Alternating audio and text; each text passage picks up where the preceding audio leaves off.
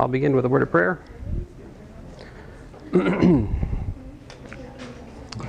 Here we go. Dear Father, we thank you for this day. Again, I thank you for these students and for this time we have to meet together. Help us to understand what we need to about graphing. Help us to glorify you in what we do. We thank you that you loved us while we were still yet sinners, that you shed your blood for us even though we didn't deserve it. We thank you for your grace and mercy for us each day, Lord. In your name I pray. Amen. Okay, so we are talking about graphs of functions and such today.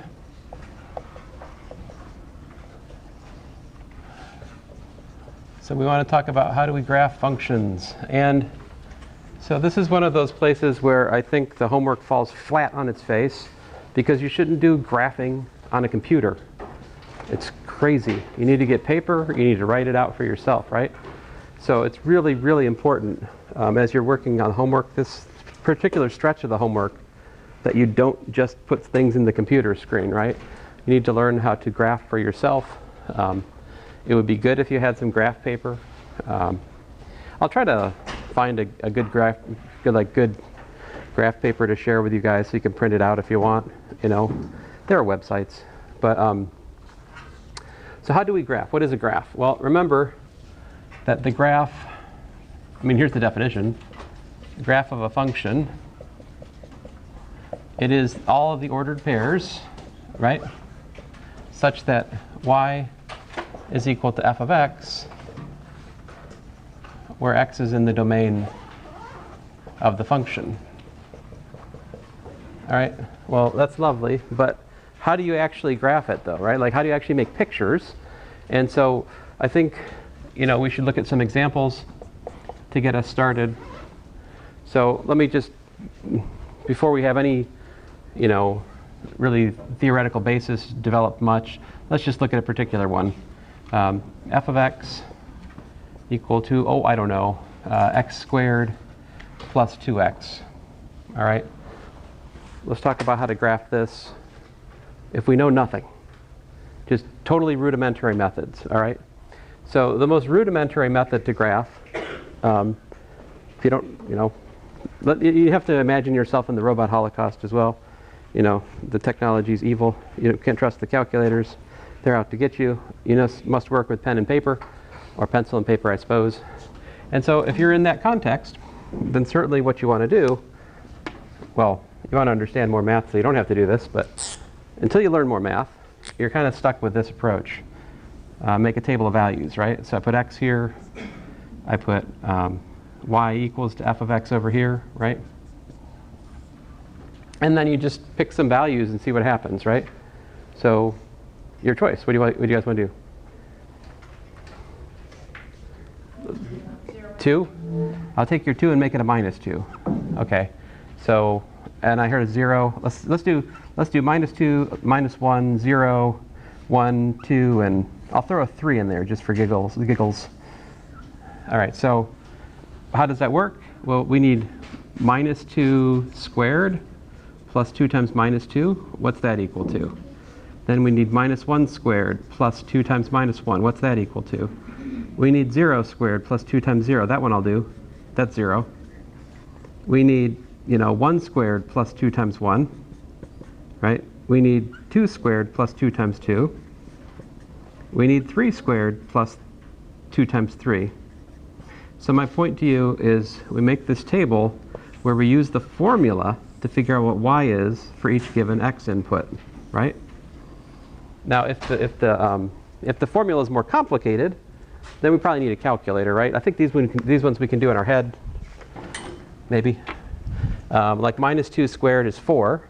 4 minus 4, 0, right? This one gives us 1 minus 2, which is minus 1. This one gives me 1 plus 2, which is 3. This one gives me what? 4 plus 4, which is 8, right? And this one gives me 9 plus 6, which is 15, right? So what points on the graph do I get?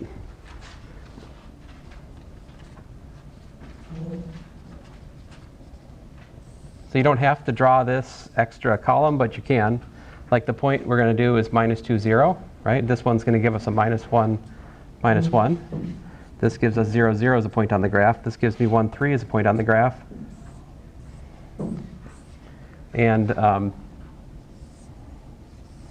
finally, 2, 8 is a point on the graph.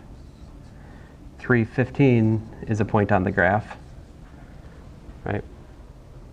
These are all points on the graph, right? Now, then what?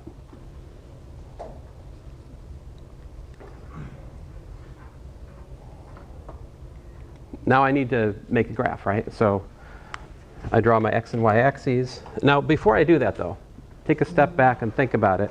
What kind of range of x and y do we want for this graph? I've chose x to go from -2 to 3, right? So I want to have a little bit on the left, a little bit on the right of the y-axis. My y values are ranging from, what, -1 to 15. So that kind of suggests I draw the graph something like this, because I've got much more above the x-axis than below. Yeah? And let's see here. Let me set the scale. So let me put 16 up here. And that puts 8 in the middle, right? So this would be like 12. This would be 4. Something like that. Again, you can use graph paper. I just don't have graph paper up here, right? So I got to make my own tick marks. And then going from, you know, -2, I'll put -2 like over here. So I don't have to use the same scale on the x and the y, right? If you always use the same scale on x and y, it's going to make some graphs really smushed, you know, and other ones really spread out. It's useful to use a different scale on x and y to see things better sometimes. Anyway, now you plot the points, all right? So where is -2, 0?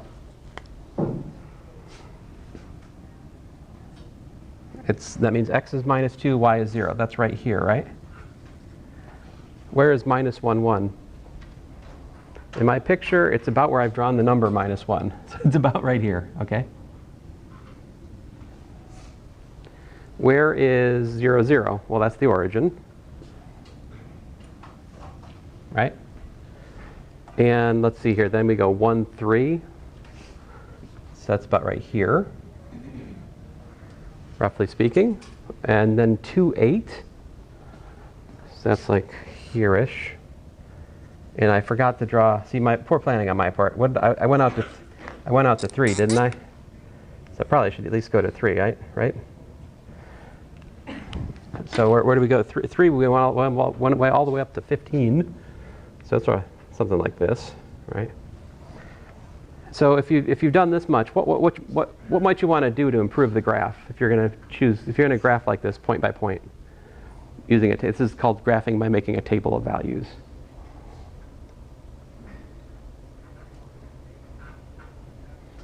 This is the, like, in some sense, safest way to graph, but also the dumbest way to graph, because it takes forever to make this picture, right? How about if we plug in -3? What happens when you plug in -3? You get -3 squared, yeah? Plus 2 times -3, which gives us what? 9 minus 6, which is 3. So that gives us the point -3, 3. So that's roughly here-ish. So I think you can start to see what's going on, right? Do you see what we're dealing with? Do you have enough memory from your previous math classes to anticipate what this shape is going to be? If we look at y equals this, what is it? Like a U shape? I heard parabola. Parabola is the winner, yes. This will be a parabola. Okay, so fun fact, I mean, you could take this as a theorem for us in here. Theorem. Y equals to ax squared plus bx plus c is a parabola. You know, we do need that a is not equal to 0, okay? We do need that a is not equal to 0, otherwise it's not really a parabola. But if a is not equal to 0, then it's a parabola. The question is what kind of parabola is? Well, it depends on the details of a, b, and c. This is a question that we will dissect in some detail. We'll spend several lectures on this question alone, okay? Maybe not all in one lecture, but kind of distributed over a few. So anyway, connecting the dots basically is what I'm going to do here. I'm going to try to do. So it's something like this. Right? And so it just keeps going up. Going up like that. Right? Every parabola has what? It has what's called a turning point, right? It has a, what's it called? The vertex, right? So the vertex of this thing is actually at -1. This point right here actually is the vertex. Right? We'll talk more about how to systematically find the vertex as we go on. Okay, so parabola. How do we graph this parabola? We just plugged in points, right? But you don't want to have to fall back on this method of graphing for everything you do, right? Like a lot of graphs, you don't need to take this approach. You just need to have a standard set of examples, right? So that's what I want to develop for you right now, is a standard set of examples of graphs, so we can take those standard examples and kind of move them around to make other graphs. All right, so let's look at our standard examples here.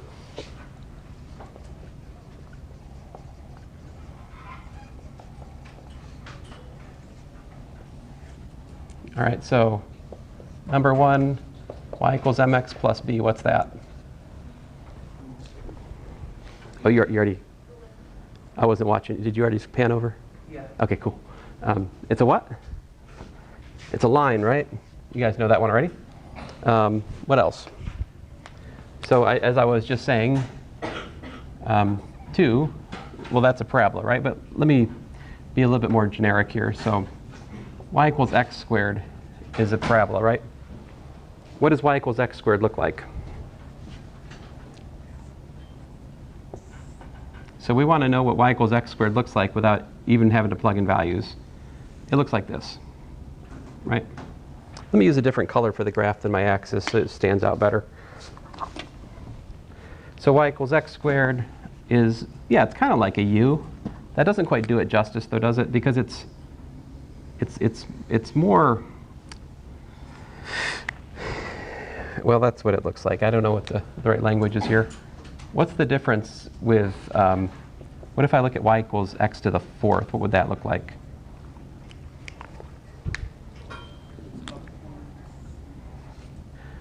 Yeah, it's kind of what? It's up, it's basically the same, right? That's not quite right either, but I have to draw them both on the same, let me draw both of these on the same one so you can see it better. Let me back up a second here. I'm almost erasing without eraser. That would be a poor choice on my part, right?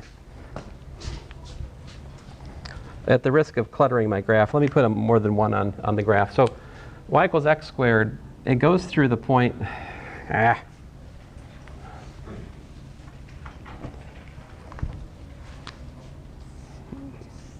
So of course it goes through the origin, and we go through the point 1, 1, right?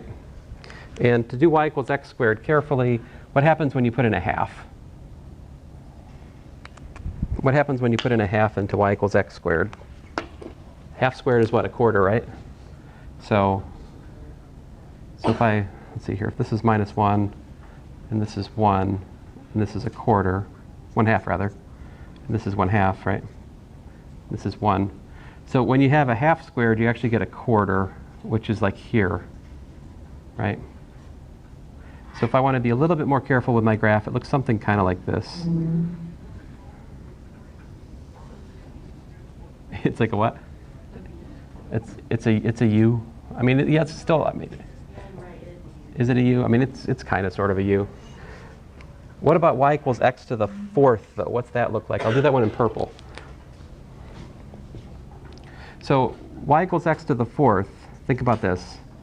When we plug in a half, what happens to a half? Half to the 4th power is what? 1/2 times 1/2 times 1/2 times 1/2. 4 times, right? That's a 16th. That's pretty small, right? So a 16th is like here in my picture. Maybe not even that high. That's like a 16th, right? When you plug in a 1, what happens with the 1 here? Plug in minus 1 or 1, you get 1 out, right? Minus 1 to the fourth or 1 to the fourth is 1. So plugging the numbers in, all these different ones meet in the 1, 1, or over here, the minus 1, 1 point. So, and it's steeper if you have a number bigger than 1. A number bigger than 1 to the fourth power is larger than x squared, but a number smaller than 1 to the fourth power is smaller than that same number to the second power. So these graphs cross at the 1, 1 spot like that. So here's y equals x to the fourth. All right. And so the same story goes for like y equals x to the sixth. What's y equals x to the sixth look like? I won't even put it on this graph, but y equals x to the sixth is the same kind of shape, but it's even more like football goalposts, right? Like by the time you get x to the 10th, if you graph it, it just looks like a goalpost. It practically looks like a square U if you put it on a graphing calculator.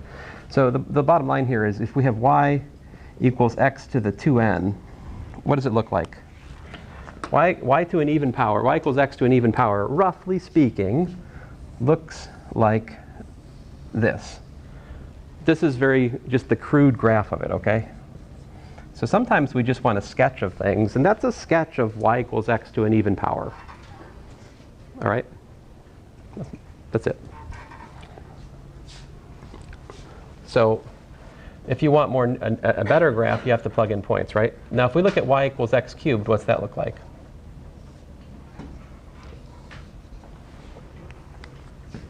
So y equals x cubed looks like this, right? It goes through the point 1, 1 here. It goes through the point minus 1 over there, right? So these graphs are what are called even functions, right? The x to an even power is an even graph because you have the property that f of minus x is equal to f of x. So this makes it even, quote unquote. In contrast, if you have y equals x to an odd power, this has what? Here you have f of minus x equals to minus f of x. So this is an odd function. Y equals x to an odd power will be an odd function. What that means is that if you have the graph to the right of the y-axis, you can mirror it and flip it over to get the graph on the left. And the contrast is with the even function, you can just directly mirror the right half to the left half of the graph. But both even functions and odd functions are special, right? Here's another one. So if I look at like y equals x to the fifth, what's it look like? Pretty much the same thing, right? It's a little bit more extreme, but essentially it still looks like x cubed. My point to you is if we have y equals x to any odd power, it more or less looks like x cubed, crudely speaking, right? Now, why am I talking about this? The reason I'm talking about this is one of our big ideas for graphing. If you have a more complicated function, right, and you want to know what it looks like when you get really far away from the origin, if the function's a polynomial, it kind of boils back down to this, all right? Like, let me tell you what I mean by this. So here's an application of these.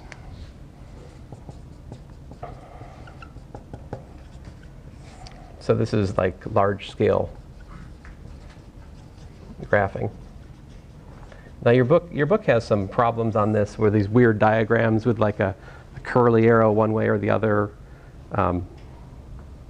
This is my version of that diagram, but let me just get to the point here.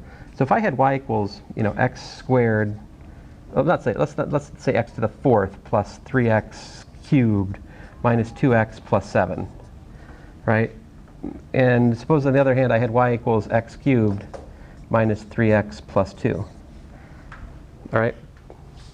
If you want to know what the graph looks like far away, right, ignoring the details at the origin, crudely speaking, this one looks like what?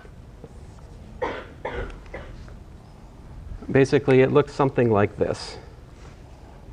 I'm not sure exactly where it dips below. This is very crude, just a total sketch. It looks something like that.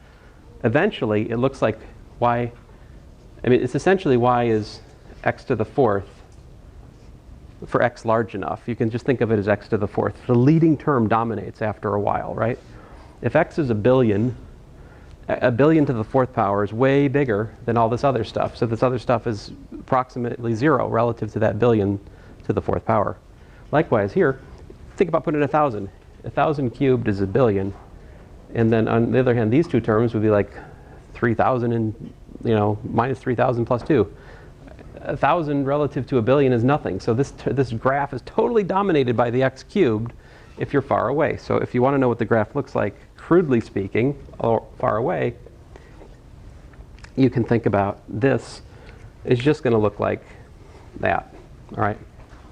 So that's one application of this standard list of examples that I'm generating, is we can understand what things look like far away just by knowing the standard list of examples. So you need to memorize what y equals x squared looks like. You need to memorize what y equals x cubed looks like, right? These should not be something you need to go back and make a table of values for. You should just know them, right? And how do you know them? Well, you know them by experience, right? You practice these things. What's another standard example?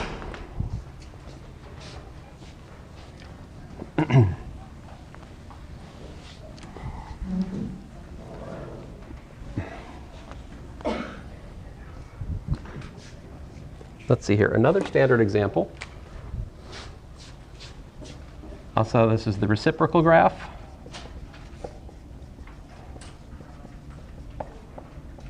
So here's y equals 1 over x, right? That's another standard example. That one has, let's see here. It goes through, when we plug in minus 1, where's it go?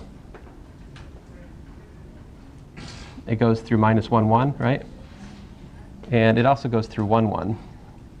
So roughly speaking, this graph looks something like this.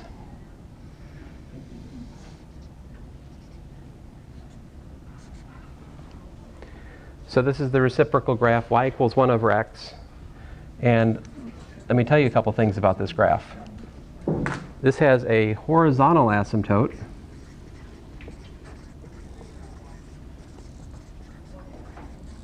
Has a horizontal asymptote of y equals to 0, right? That is, in fact, the x-axis is itself the horizontal asymptote, right? Right here is the horizontal asymptote I'm talking about. But it also has a vertical asymptote, right? In fact, both axes are asymptotes for this guy. Here's x equals to 0. So vertical asymptote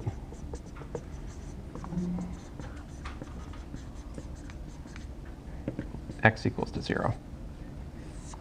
Now, I don't know about you, but it's nice to have an abbreviation for asymptote. So for like horizontal asymptote and vertical asymptote, if you guys are okay with this, let me make this our convention. Let's call a horizontal asymptote HA, all right, and a vertical asymptote VA. Okay, so if you don't mind, I'll try to use those as I lecture. If you're ever wondering what I mean by H dot A dot, I usually put dots on them, but I mean horizontal asymptote or vertical asymptote. Right. So this is the reciprocal graph. Next in our, so this is the origin story part of the graphing lecture. I call this the volcano graph, although that's not a technical name. But y equals 1 over x squared is an important example. That one also has a horizontal asymptote of y equals to 0. But this one, it goes like this. So I call it a volcano, right? That's what that looks like. It has a horizontal asymptote of y equals to 0. It has a vertical asymptote of x equals to 0, right? Just like the previous one, Of course, the reciprocal graph, any of you happen to know what the reciprocal graph really is in terms of classical geometry?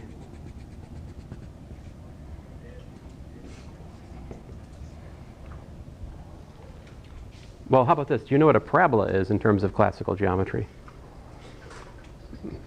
You do? Do you remember? 4 years ago. 4 years ago? So a parabola is a set of points which are equidistant from a focal point and a line, called the directrix, right? So you have a line, you have a point, and then you take the set of points which are the same distance from the line they are to the point. It forms a parabola. This, I don't know if you can see it or not, but maybe if let me draw a bigger picture of this, and not in the sense of a bigger. I mean, bigger in the following sense. Like,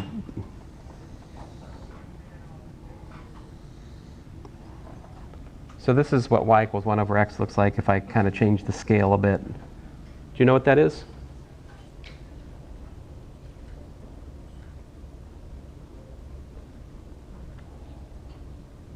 So this is what's called a hyperbola.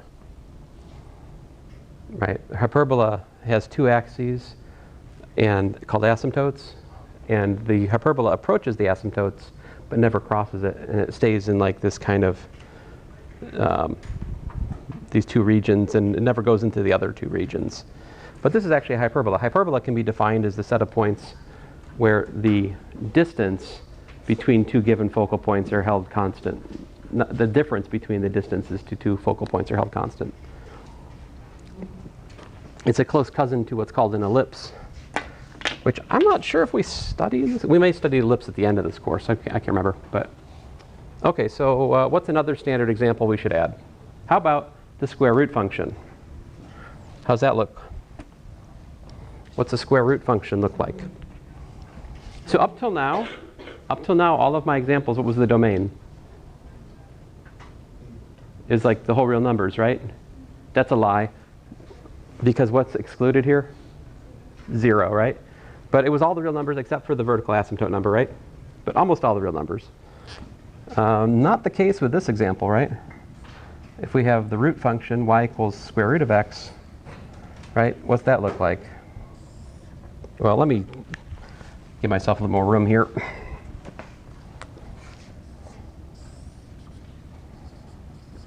So a good way to understand this, right, is to square this equation. What happens if you square the equation? Square root of x squared is what? Now, some of you told me plus or minus on the test. This is not true. When you square something, it just gives you square the square root. You just get back the thing inside the square root. Just that's it. So the square root of x squared, as I have it written on the board, is just x again. So what is x equals y squared? See, that's nothing but example 1, isn't it? Oh, excuse me, example 2. Right? It's number 2. It's y equals x squared, except what? The roles of x, the roles of x and y have been flip-flopped, right? So to graph that, you just draw a sideways parabola. Sideways parabola. But we got to be careful because what? I tried. So it should be more flat, like there. All right, now this is not right yet. Half of this doesn't belong. So what I've drawn in red is in fact y equals x squared. But if we're interested in the square root graph, where's the square root graph?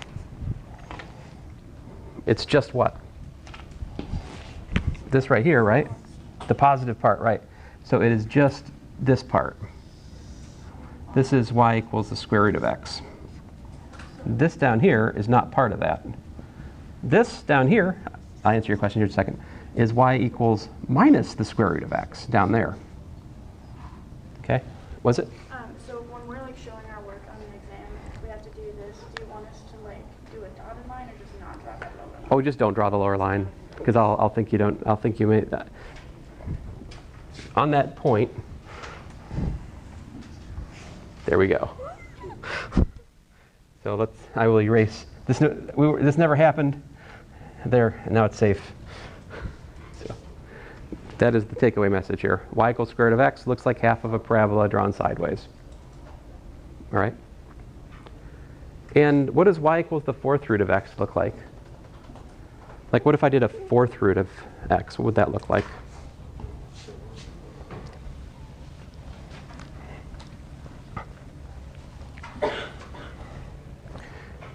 So,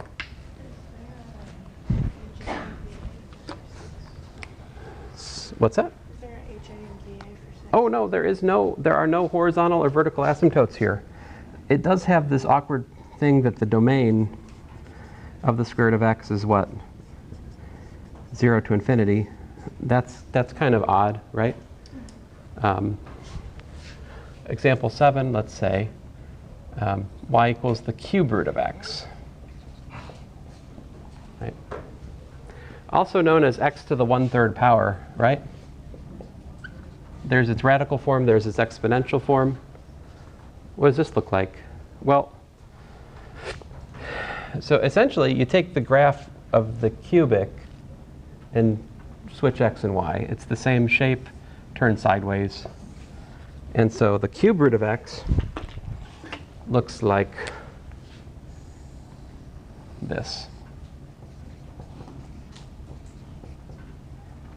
Okay. What's the fourth root of x look like?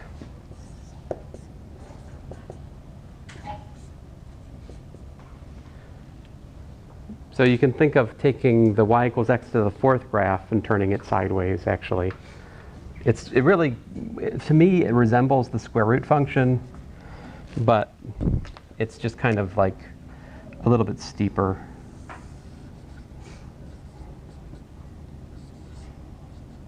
What's the domain of the fourth root?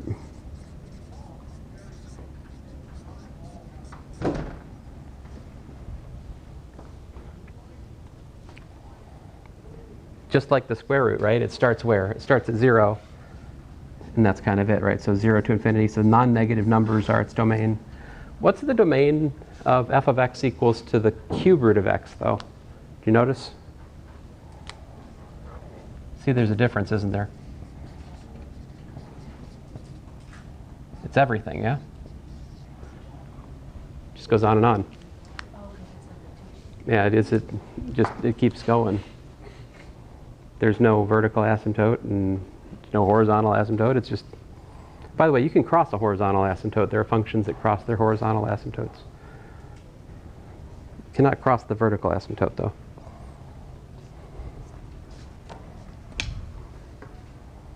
All right, so hey, this is the cast of characters, pretty much. Any questions? So the next thing we're going to do with these is we're going to start moving them around. All right? So there's a standard list of transformations we can make to make new graphs from old. Okay, so like, let me just do some before I stop here. So like next time I will talk to you more about, for example, transformations of graphs. So example 1 would be something like, suppose we've got y equals x squared plus 1. So the way I think about that is I think about, well, I know my standard example is y equals x squared, right? So if I add 1 to it, I just take this, shift up 1, and that's how I graph. There you go. This is y equals x squared plus 1. So we can add to the function. Basically, any of these graphs, you could just shift up by 1 by adding 1. This one, if I wanted to look at y equals x squared, 1 over x squared plus 1, it would look like the volcano just shifted up 1. Right? You can take any of these standard examples, add 1 to them, it takes the graph that you're given, and it just shifts it up 1 unit, right? So next time we meet, I will talk about how you can shift graphs vertically, horizontally, how you can stretch them, how you can reflect them, right? And this combination of ideas allows us to take these standard examples and create tons of other examples from that, right? Now once we're done with that, then we'll go back to studying polynomials more carefully, and we'll explore how factoring reveals where the polynomials cross the axis and stuff like that. Anyway, I'm going to stop the camera here. I need to hand your test back to you. So.